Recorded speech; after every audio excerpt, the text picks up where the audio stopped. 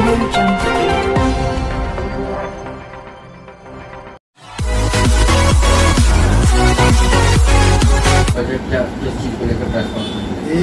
हिंदुस्तान का चौथा स्तंभ है प्रेस। अगर कोई व्यक्ति कोई शासन या प्रशासन में नहीं सुनी जाती तो प्रेस का ही माध्यम लिया जाता है। और मेरा प्रेस से रिक्वेस्ट है कि 27/4/2020 को माननीय संजय गंगवार शहर विधायक 127 विधानसभा से मेरे घर पे मनीराम इंस्पेक्टर जहानाबाद के माध्यम से मेरे घर के ऊपर चढ़ाई करवाएगी और बदतमीजी कराएगी। और 27/4 को ही मेरे खिलाफ 354 का 147-48 मार अपराधी मुकदमे लिख दिए मेरे खिलाफ। 27 तारीख को लिख दिए गए। तो ये मुकदमा क्या सही है? 27 को मनीराम मुझे धमकी देता है। सारी वीडियो एसपी महोदय उसके लिए निलंबित करते हैं और उसके बाद तो वही मुकदमे मेरे खिलाफ लिख जाते हैं। इस क्या वजह रही जो थाना अध्यक्ष द्वारा जो है आपके घर के बाहर गाली गलौज की गई? माननीय जब से मैं नगर पंचायत का टिकट से माननीय संजय गंगवार की इच्छा नहीं थी कि अन्ना की पत्नी का टिकट भारतीय जनता पार्टी से हो। मैं 25 वर्ष हो गए भारतीय जनता पार्टी के अलावा आज तक किसी पार्टी में रहा नहीं हूँ और 25 वर्ष का मेरा इनाम ये दिया जा रहा है। मुझसे कुछ संजय गंगवार ने कहा कि सिस्टम में आओ, तो मैंने कि विधायक जी मैं सिस्टम तो जानता नहीं। सिस्टम माने मतलब जो उनको परसेंटेज दूं मैं।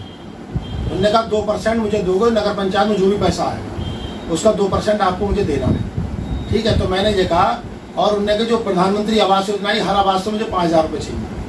ठीक, तो मैंने ये कहा विधायक जी मैं जब किसी से कोई पैसा ले नहीं रहा हूँ, पूरे कस्बे में आप पता कर लो, जब मैं किसी से कोई पैसा नहीं ले रहा हूँ तो मैं आपको पैसा कहाँ से दूंगा? तो कहा फिर हम तुमको चेयरमैन ही करने नहीं देंगे। तो हमने विधायक जी कोई बात नहीं, चेयरमैन नहीं करने तो हम इस्तीफा दे देते चेयरमैन से। तो जब कहा इस्तीफा दे दूं तो मुझे जनता ने चुना है। और माननीय संजय गंगवार जी उस दिन से मुझसे और विरोध मान गए जब माननीय वरुण गांधी जी का भारतीय जनता पार्टी से टिकट हुआ। मैं माननीय वरुण गांधी जी का मीटिंग गाँव जाके वोट मांग रहा था। तो माननीय वरुण गांधी जी के लिए जब वोट मांग रहा था तो वो भारतीय जनता पार्टी के सिंबल से लड़ रहे थे। मैं भारतीय जनता पार्टी का पुराना सिपाही हूँ और संजय जी इसलिए मुझसे बैर मानते। इससे पहले सत्यपाल गंगवार का बीजेपी से टिकट हुआ था। संजय जी ने मुझसे कहा कि तुम मुझे चुनाव लड़ाओ। मैं पार्टी का व्यक्ति, पार्टी जिसको टिकट देगी मैं उससे चुनाव लड़ाऊंगा। मैंने सत्यपाल जी को चुनाव लड़ाया। आज तक 25 वर्ष में भारतीय जनता पार्टी जिसको भी टिकट दिया, चाहे एमपी का हो चाहे विधायकी का हो, मैंने उसी को चुनाव लड़ाया। अब माननीय विधायक जी का ये कहना है कि जब तक मेरे हिसाब से मेरे नहीं चलोगे, पार्टी के साथ छोड़ो मेरे साथ चलो, उनकी जय जयकार करूँ, तो उनकी जय जयकार नहीं कर पाऊंगा। जयकार करूंगा तो मोदी जी की करूंगा, योगी जी की करूंगा, अमित शाह जी की करूंगा। इसी बात को लेके आए दिन मुझे प्रताड़ित किया जा रहा है। नगर पंचायत के सभासदों को चढ़ा देना, मीटिंग नहीं होना, आदर्श कस्बा होना, मझोला के लिए लेटर लिख के दे देना, मेरी पत्नी का सर्टिफिकेट 100% सही है उसके लिए अपने पैड पे शिकायत कर देना। इस तरीके की मुझे प्रताड़ित किया जा रहा है। उसके बाद में मुझे जान से मारने की धमकियां भी दी जा रही हैं। और जो मेरे खिलाफ 308 का और 54 का मुकदमा लिखा गया, महोदय इंस्पेक्टर जो मौजूद हैं इनके लिए मैंने फोन किया। मेरे घर पे तमंचा लेके विधायक जी के 2 गुंडे मेरे घर में घुस गए और घुसने वाले में धमकाने लगे। फिर मैंने उनको एक भाग गया, एक को रोक लिया मैंने, जिसका नाम प्रिंस है। उसको मैंने घर में बंद कर लिया। इंस्पेक्टर को फोन किया मैंने। इंस्पेक्टर बोले ठीक है तुम चलो प्रार्थना पत्र दो, इनके खिलाफ कार्रवाई करेंगे। और जब मैं थाने जाता हूँ तो मेरे ऊपर फर्जी लूट का 308 का मुकदमा मेरे ऊपर दर्ज हो जाता है। कोई बात नहीं, मैं वहां चला जाता हूँ, मोबाइल जो मेरा वहां सीज हो जाता है। उसके बाद में माननीय विधायक जी के कहने पे, आवेदन पे, एक महिला जिसने मेरे खिलाफ 354 का मुकदमा लिखवाया है, वो मेरी बहन समान है। और उसने जो मुकदमा लिखवाया तो माननीय विधायक जी ने उसको मेरे पास नौकरी पे लगवाया था। उन्हीं के लोगों ने कहा था कि विधायक जी ने कहा इसको रख लो, गरीब भेजे, विधवा के जवान बेटियां उनकी शादी हुई, खाने पीने के लिए घर में नहीं है। मैंने उसको ठेकेदार से कहकर उसको काम पे लगवा दिया। मेरी गलती ये हुई कि मैं माननीय विधायक जी के इशारों पे काम नहीं करना चाहता हूँ, पार्टी के सारे काम करना चाहता हूँ। और मेरी संगठन, मैं अपनी अपील इसलिए कर रहा हूँ, मीडिया मुझे मजबूरी माना, 3 साल होगा मुझे शोषण होते हुए। मैं भारतीय जनता पार्टी में होकर भारतीय जनता पार्टी का विधायक ही मेरा शोषण कर रहा है। और विधायक जी के लिए मैं माननीय मुख्यमंत्री जी से अपील करता हूं, आवेदन करता हूं, संगठन से करता हूं एक लखनऊ से कमेटी बना के पीलीभीत विधानसभा में जांच कराई जाए, जिले में जांच कराई जाए। हजारों करोड़ रुपए की संपत्ति माननीय संजय गंगवार जी ने बना ली। पहले कोठी थी, अब महल बना रहे हैं, जिसमें कम से कम 10 करोड़ रुपए की लागत है, लग रही है आज की डेट में। उसकी जांच करा ली जाए। और मैं जब से चेयरमैन बना हूं, मेरे नगर के अंदर किसी भी व्यक्ति से या क्षेत्र में या विधानसभा में किसी भी व्यक्ति से पूछ लिया जाए कि मेरा बिहार किसी के प्रति कैसा है।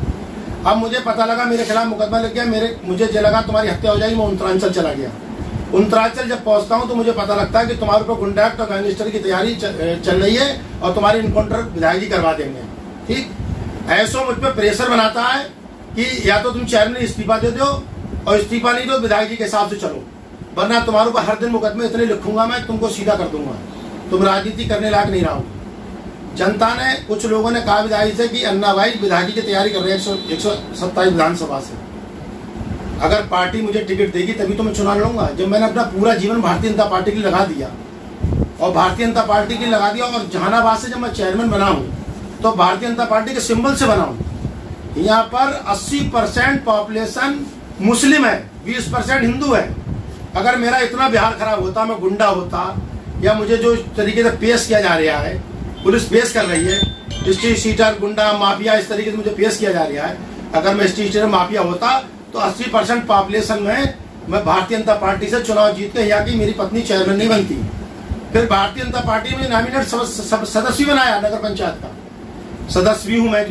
उसके बाद में मेरी, क्या आपने सुना है कभी जीवन में माननीय मुख्यमंत्री से अपील है क्या 354 का मुकदमा मनीराम जी ने जो लिखा है, क्या किसी की पत्नी, किसी की बेटी, किसी के बेटे क्या 354 छेड़छाड़ करने जा सकते हैं? फिर उसके बाद में 354 का मुकदमा लिख गया, मुझको पता ही नहीं चला।